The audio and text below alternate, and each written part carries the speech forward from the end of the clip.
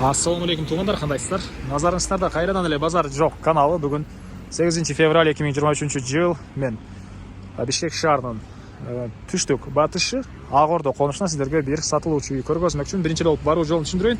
Азыр мен турган жер туугандар Барпы Алыкулов жана Лушихина көчөсүнүн кесилишинде турам. Ушул жерден сиздер түз эле батышка карай Лушихина көчөсү менен барасыздар.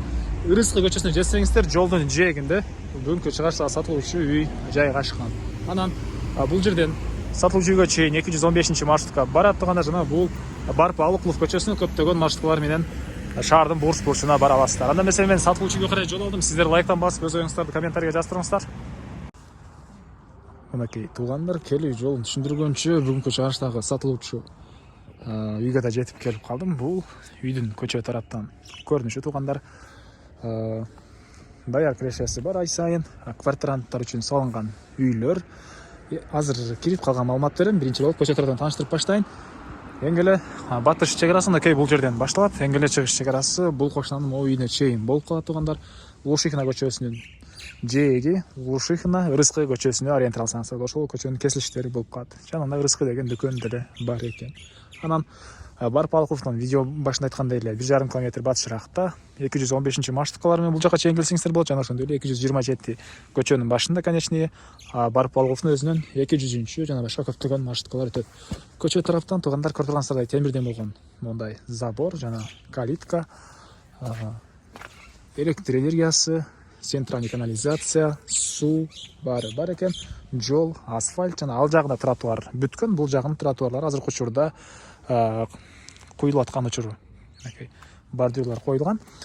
Андан ары эми калган маалыматты берейин. Жердин аянты 5 соток туугандар. Бул жакта 250 квадрат метр болгон чоң 2 кабат үй. 8 квартирантты өзүнө батыра алат. Ар бир квартирасы 30 квадрат метрден бир бөлмөлүү квартиранын планировкасындай болгон. Ошол формада прихожка, душ, ажаткана жана бир чакан кухня. Үйдүн стенасы кирпич, тышкы тараптан утеплять этилген. Сейсмопояс колонналары куюлган туугандар. Бул квартиралардын бирөөсүн ички тарабын көргөзөйүн десем, азыр кээ бир квартиранттар жумушка кеткен, кээ бирлери бар экен, бирок уруксат бербей коюшту, жок керек эмес деп. Келсеңиздер видеого тартууга болбойт деп коюшту. Келсеңиздер кирип көрсөңүздөр болот. Жана сүрөттөрүн мен бул жерге калтырам экранга. Сүрөттөрүн деле карап көрүңүздөр туугандар. Эмне маалыматы дагы? Ар бир квартиранттан туугандар айына 8000 сомдон алышат. Негизинен квартирант киргизсеңиздер бул жерден түз базарларга 215 маршрутка туугандар Дордой Моторско, Ош базарга, андан ары өтүп окуу жайлардан түз Манас менен түштүктү карай чыгып, Ахунбаеванан Кассиге, Медакадемияга, ошондой көптөгөн ошол студенттер барчу жерлерге бара турган маршрутка бар. Квартиранттар үзүлбөйт негизинен. Квартирант киргизсеңиздер туугандар бир аз калып калдым, көңүл бурбайсыздар. Так, эмне маалыматы дагы? Бул чыгыш чек арасы, бул батыш чек арасы, отопление, паровое отопление.